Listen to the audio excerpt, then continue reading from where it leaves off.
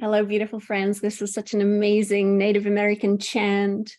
It's a chant that brings blessings to all of you. Today is a day of many blessings. Our beloved divine source is emanating just so much. This is truly a miracle. All of you who have the desire, just open up to source every evening before you go to bed, every night before you go to bed. Clean up, the spine, open up the spine with some breathing and just call it all in. And everyone can now actually fully merge with source, have the experience of the beloved source we all came from. It's amazing. And Divine Mother is just having a party in this cosmos now, because the earth is expanding her rainbow light because you are here. It's pretty incredible. Who knew? Who knew? I was wondering about this lifetime, I was really wondering, this lifetime is really like a big adventure of this amazing science fiction that's taking place on Earth. And it's just incredible how many beings are here and how many beings are all around the Earth and how many beings are actually recreating this connection. So as your multidimensional self, when you open up, and this, the work that we do opens you up to this amazing multidimensional self. So one day you suddenly might reconnect your consciousness through time and space. Now, when that happens, it is like, whoa, all the fairy tales that, we had here on planet Earth, they were right. All the what we call myth, that was not a myth, that was all the real thing. And so suddenly you realize, oh, all the dragons and all the unicorns and all the aliens, it's all true. So, and then you realize that you, as this multidimensional being, which is like a tower, the way that I perceive it is like you are in this big tower, but the tower is you, and each level of the tower is you in a different dimension. And so you can really get to know yourself and see the things that you do. And so one day I got to really get to know myself in another dimension that I would call Sirius. And we work with Sirius as the light of Sirius, which has been evolving planet Earth so much, of course, forever. And, there are tribes in Africa that, they remember coming from Sirius, for example. I think it's the Dogon tribe. And so one day, I suddenly got to see myself, and not just the vision of it, but actually being there. I was on Sirius, and I was with someone that I actually know from this planet. So I was surprised to see her with me. And we were, really measuring the cosmic grids. And so we like architects of the cosmic grids. And again, it's mind-blowing when you suddenly you are there and you know things that you don't know as your human being here, but you're doing so many other things. And so we're looking at the planetary grids, we're looking at the universal grids, we're looking at the cosmic grids, and we are really doing this like architecture of the grids. And so my own being taught me that within cosmos are grids, and these grids are like channels of information, and that these channels of information in a way are also like what we would call a big spider web, the web of life. And so I saw that planet Earth was kind of disconnected from this communication web, really, and that our goal in this lifetime here was, so many of us, I know we've done so much work on the grids, but the grids go beyond the planet herself. The grids go actually into cosmos, and these are communication grids. And then I was able to see how, when you reconnect the earth to these grids, the earth again will start resonating with the rest of creation. And so she will get new energies, new information, and she will open up to her own evolution. And so that is happening right now, right here. So not only that, but what does it mean for humanity? Humanity will no longer feel so really disconnected from the rest of the cosmos. And that has big implications on our consciousness, because the story that is told to humanity is nonsensical. So humanity is told, you are the only planet in cosmos. I mean, let alone like we have so many universes. So whoa, like what an arrogant story to be told to humanity. You guys are so special, the only ones in cosmos that evolved into what we call intelligence, but so far from true intelligence. And if you are the only ones ever on this tiny little planet in cosmos, then why is humanity destroying the planet? It doesn't make any sense, right? So this is going to be a big reopening, yes. It's amazing. I love it. I love that so many humans on this planet, part of religions, do believe the guy in the sky. That is not nonsensical, but they cannot really imagine that there is more to life than this. So anyway, I know that it's not you, but it just blows my mind. So when humanity realizes that they are part of so much more, and I don't think I can turn it more loud. This is as loud as it gets. Since we are part of so much more, it also gives us a very different relationship with the earth, because we realize that we are also earth guardians. And even though you might have your multidimensional self, building grids in Sirius, or you might be singing and chanting on the Pleiades, or you might be doing healing work on Venus, like, it gives us a different relationship with the earth. The earth is precious. She is this beautiful, really plain consciousness where beings can have amazing experiences. And so here we are, taking care of the earth. I mentioned yesterday on a call in the evening something about the Antichrist, and I'm going to actually explain it here now on this call as well, because we have the different time zones. So I often speak about Christ consciousness.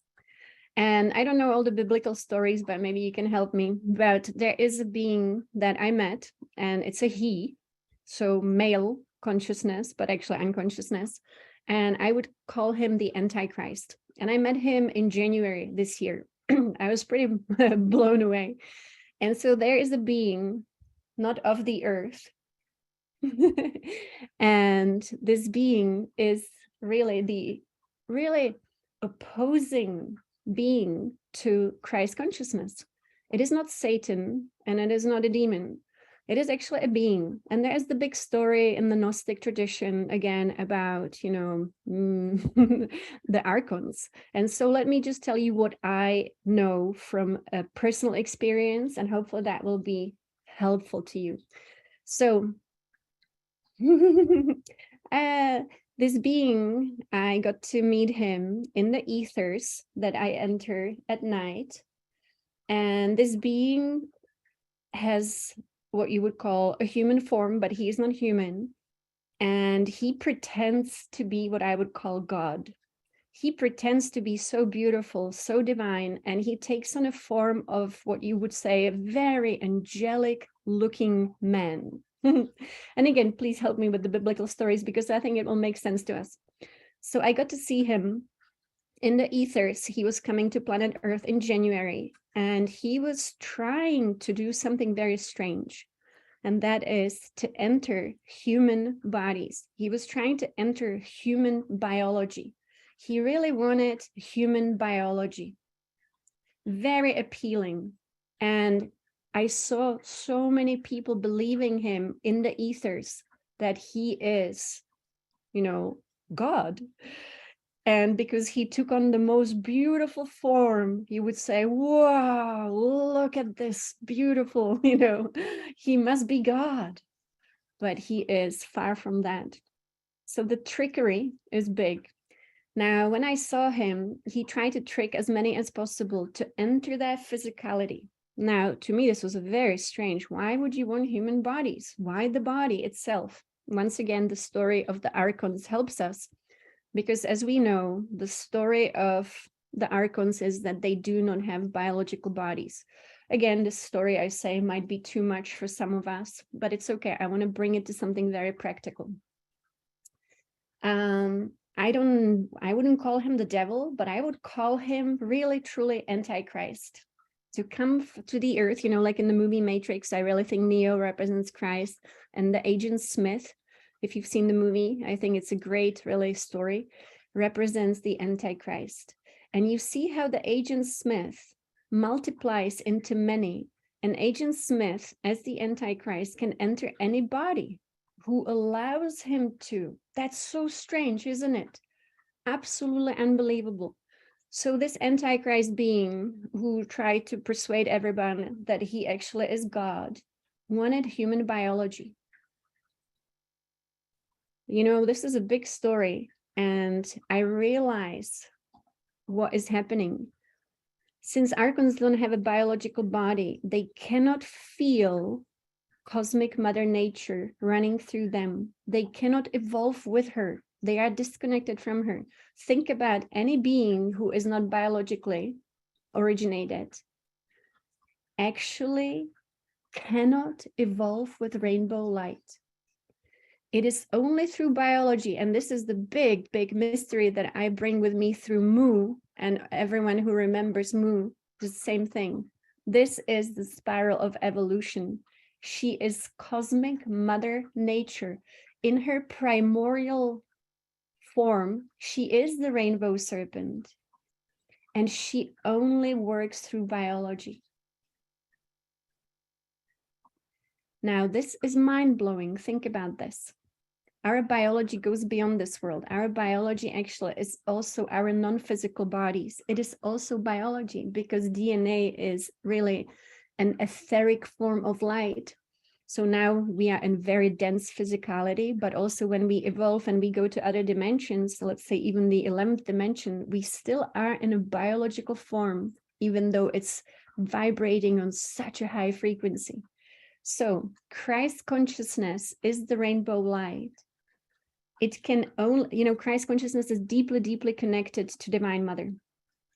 And so the rainbow body and Divine Mother, it is all connected, right? It takes us to source. It takes us to our divine source. And so when beings are not organic, they cannot sense this.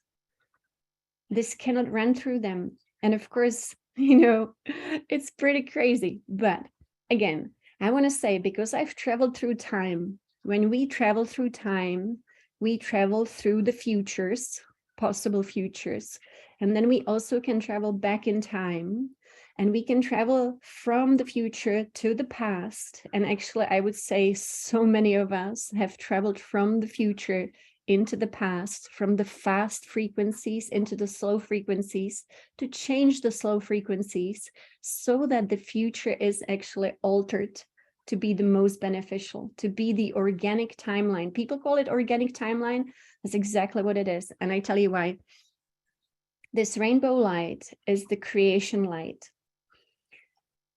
This rainbow light is life.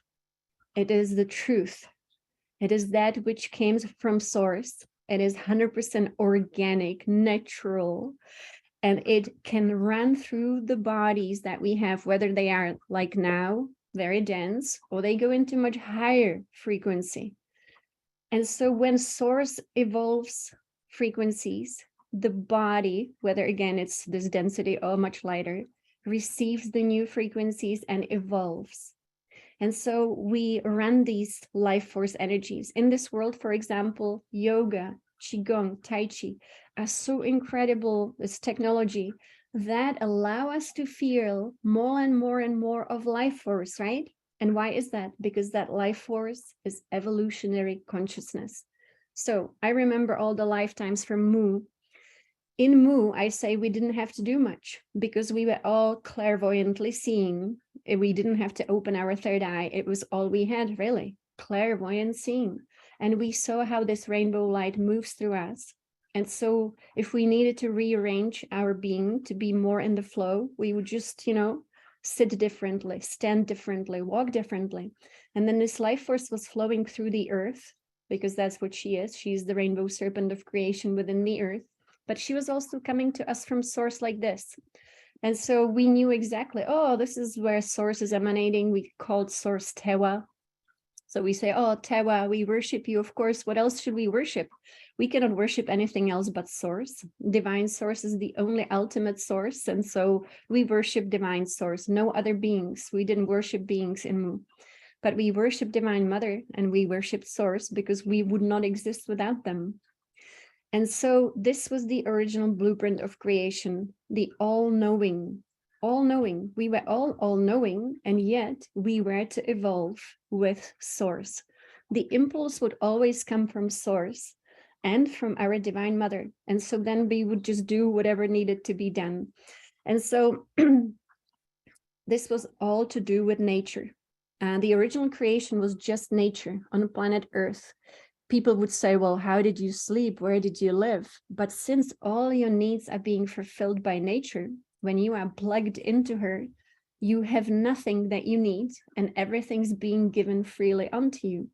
So you don't need things, you don't have hunger, and everything is, you are fully plugged in. This is the goal today of yoga. Yoga to me only exists because humans disconnected fully from source. So now they had to invent something like yoga to reconnect, to find again the oneness with source.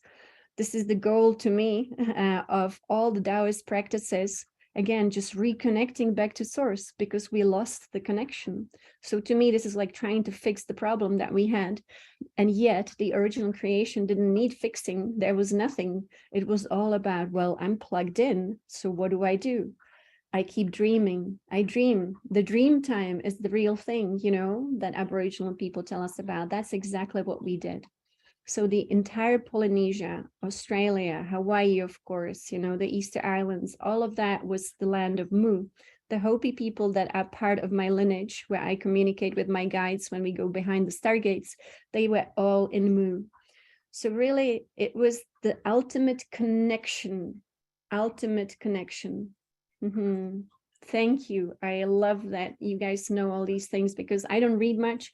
I actually don't read, but I listen to some audiobooks definitely.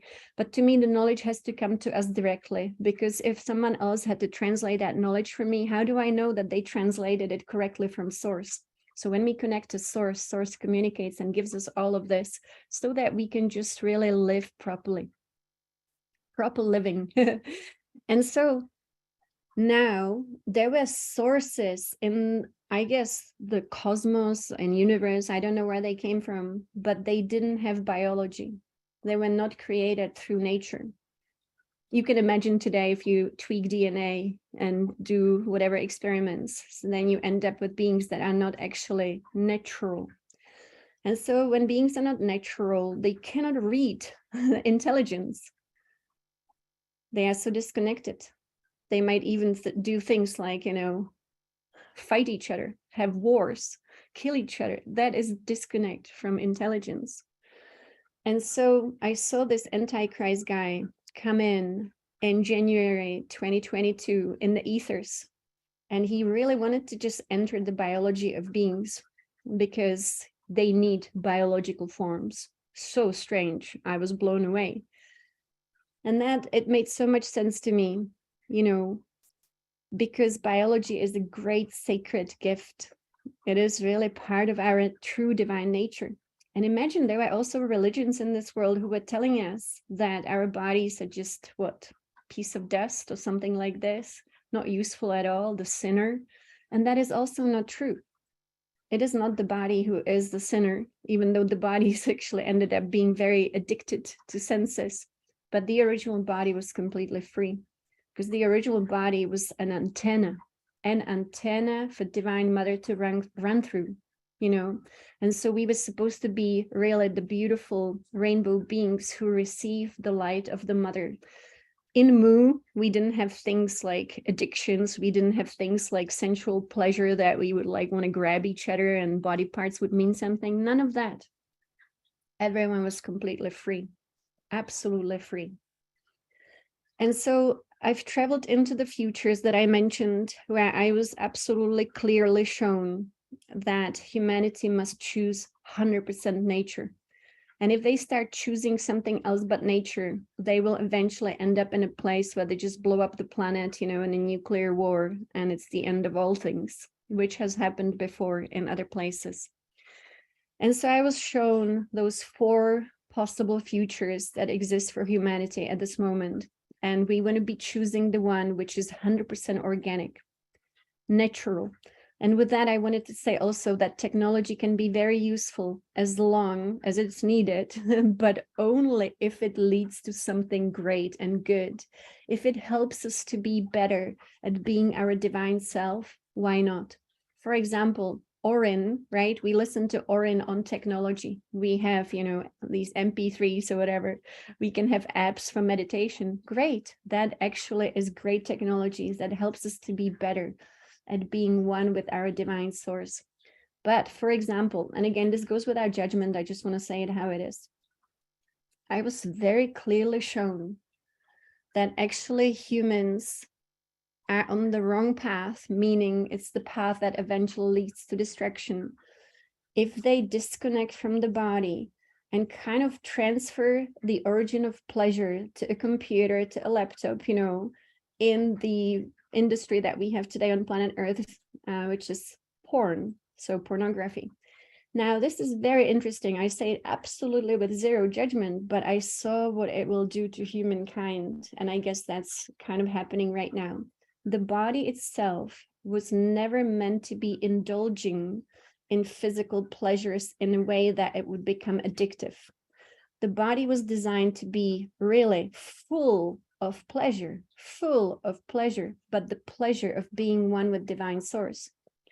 And so there's nothing wrong with human sexuality as long as it is truly love exchanging. It is an exchange of life force, but love. And so I saw the future where humans actually disconnect from the body as being, you know, the source of pleasure of life force through love, and have screens giving them this kind of really not even real pleasure. And then that leads to fall in consciousness. So again, you know, you can explain it really to anyone if they cannot imagine what can happen, but it is actually a fall into more and more unconsciousness and more disconnect from our true nature. And so if we can return to nature in every possible way that you can imagine, if we can choose nature as much as possible in our daily lives, and I say, including the food we eat, including the water we drink, as much nature as possible. She is so intelligent. She works through us in immense intelligence. For example, just drinking an herbal tea, like that is such intelligence. It's okay. I want to make clear that choices must be made for humanity. You know, we cannot have the greatest future without choices that are the greatest. We must help others to make the greatest choices, you know. So the greatest choice is nature. Simple choices of nature. Spending time in nature, teaching our children to be in nature, connecting our children to nature and not to laptops, not to iPhones. To me, when I see this, you know, like I fly a lot, and on the plane, you see every kid is on the device the whole time. And families don't talk to each other. Kids, I saw a toddler who was given an iPhone, and, you know, the toddler could only lick it, but the toddler was just the whole time just licking an iPhone. And again, that's not what we want to do here on this planet. So let's make those choices. I believe it's very important that we were sent from the futures and shown what is possible if humanity chooses nature. And I want to say, you know, like we have so much disease in this world. The disease, whatever it is always a result of unconsciousness and disconnect from nature. I still work in a pharmaceutical company where we deal with human DNA and how human DNA can be absolutely, you know, broken through the choices that humans are making, which is disconnect from nature. And so eating natural foods, putting natural cosmetics, using natural detergents, those are small choices we can make, right? Connecting with the intelligence. But the number one, connecting with the earth. Huge, you know, ritual to have every day. And to me, it's like that is our meditation, standing on the earth and feeling the tree of life, being connected to that tree of life. So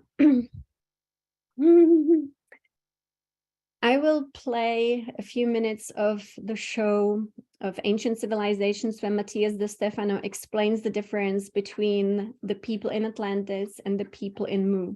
And I wanted to play it just because what I share here every day is the intelligence of the Mu people.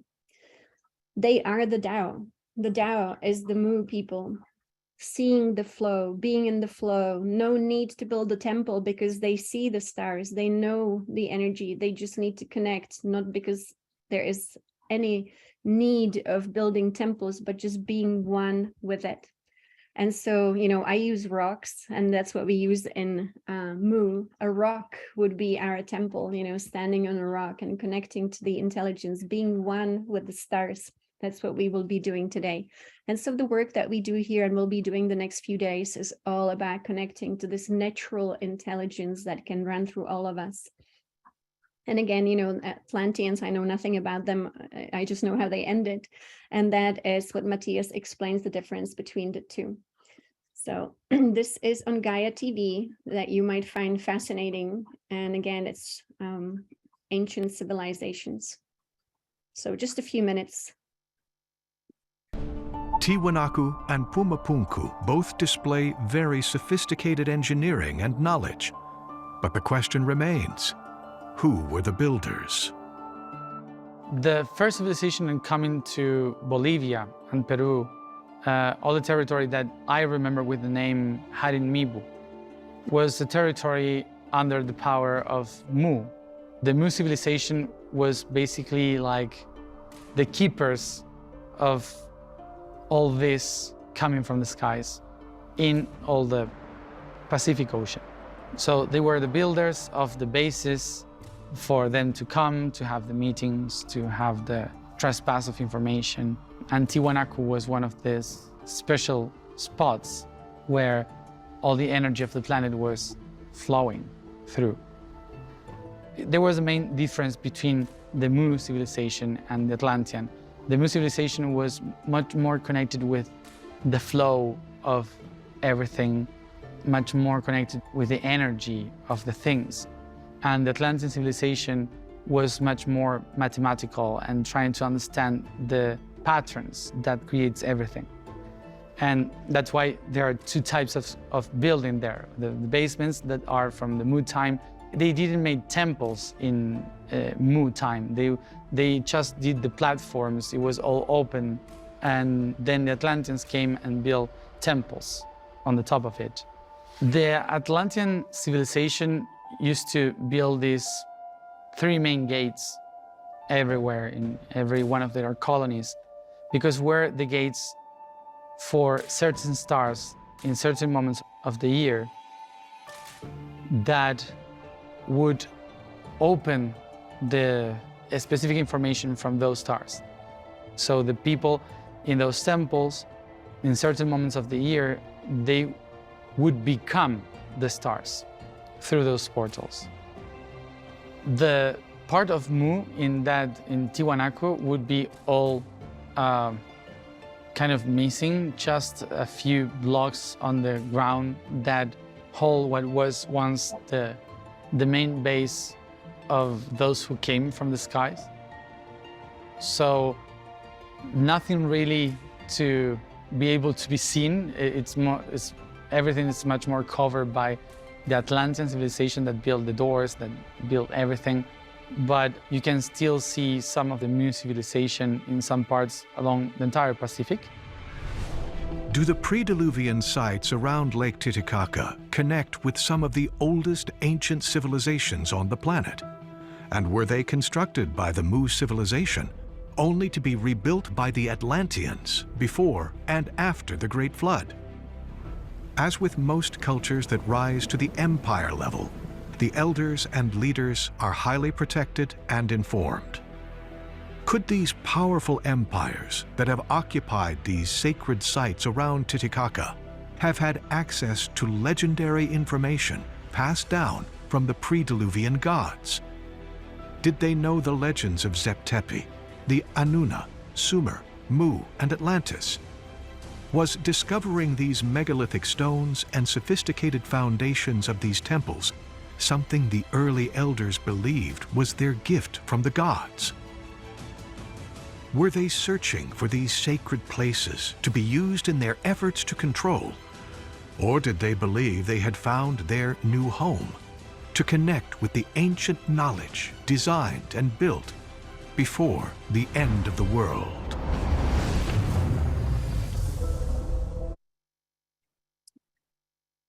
So this is really fascinating.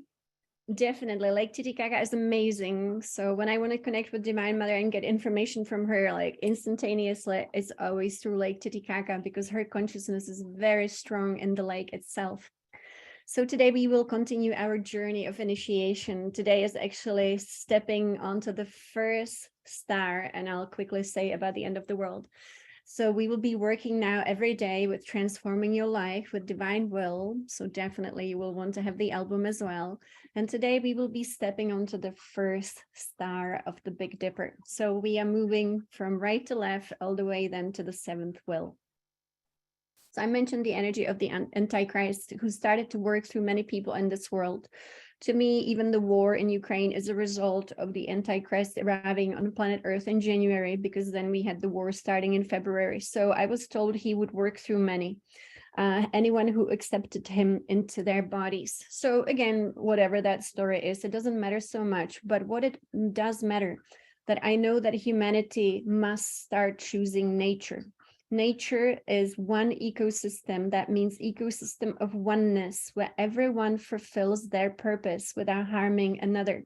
And so again, whatever consciousness you embody on this planet really does matter, because, you know, we need to be here to have someone who emanates this amazing consciousness of the truth, which is oneness. And so we are ending, well, we are supposed to end the suffering on planet Earth. We are supposed to end pain on planet Earth, so that we do not have the big cataclysmic events like we had at the end of Atlantis and at the end of Mu. So I know that we have an amazing opportunity as humanity this time, and we cannot miss this opportunity. This is what the Hopi people speak about. Humanity must make a choice, and that choice is choosing nature or choosing that which is not nature, choosing Christ's self or choosing really the Antichrist energy. And so every time we choose love, every time we choose oneness, every time we choose fearlessness, that's a big one, we are choosing the Christ self. And we are choosing our true nature, which actually is Mother Nature. And so that's the big story here. Choices. So today we're going to choose to work with really cosmic Mother Nature. And we will be today stepping on the first divine will. So again, I say, take your shoes off, hop on the star, and let us absorb this amazing energy. And we are choosing love, choosing divine will.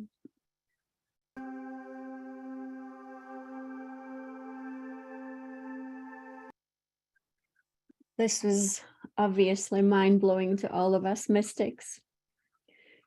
This is how we will be absolutely transformed. This is the transfiguration from a human into Christ's self.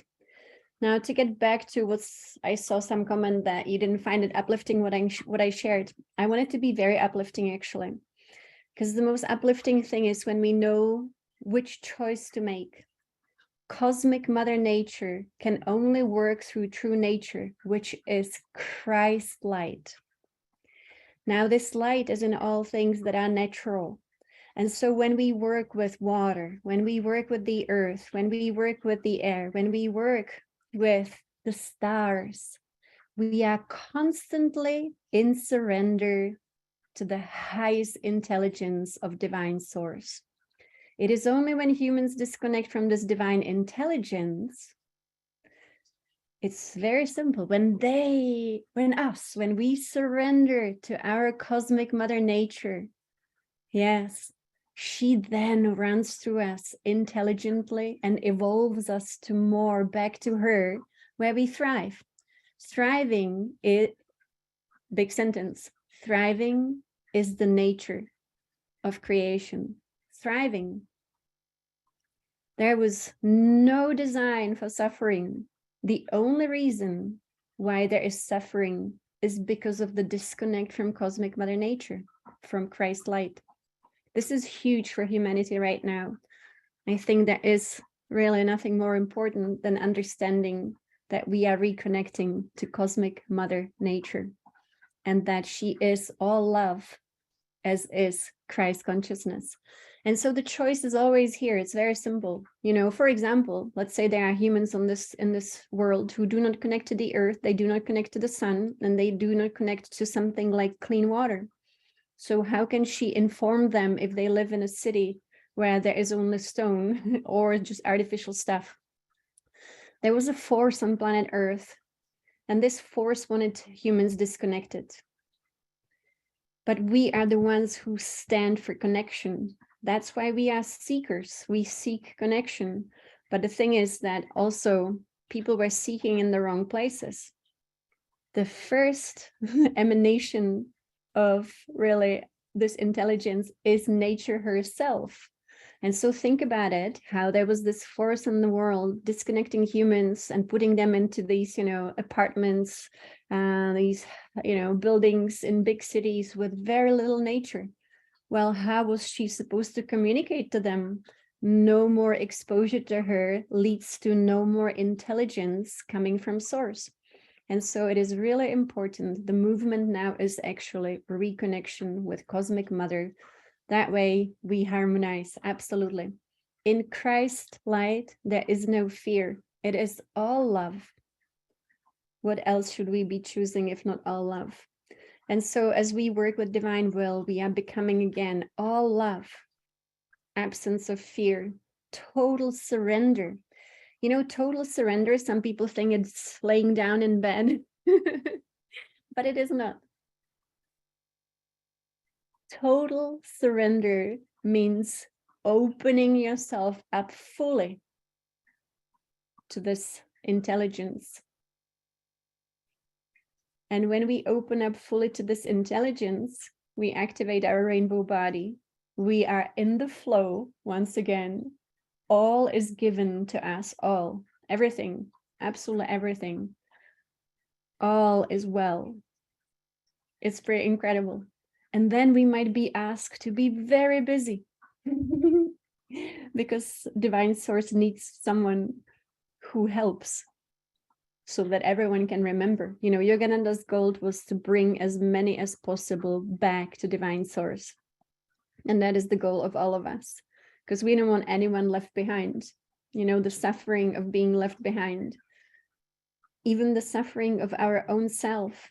I think we all experience what it's like to suffer, even if it's just a little bit, even disease is suffering, of course. And so even just that, starving children on planet Earth, how is that even possible when there is this abundance flowing through all of us?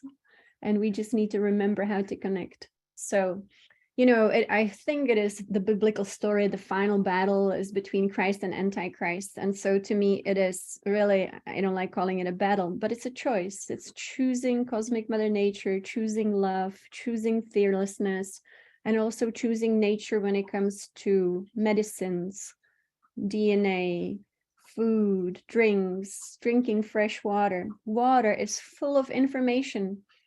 Divine source works through water more than anything else.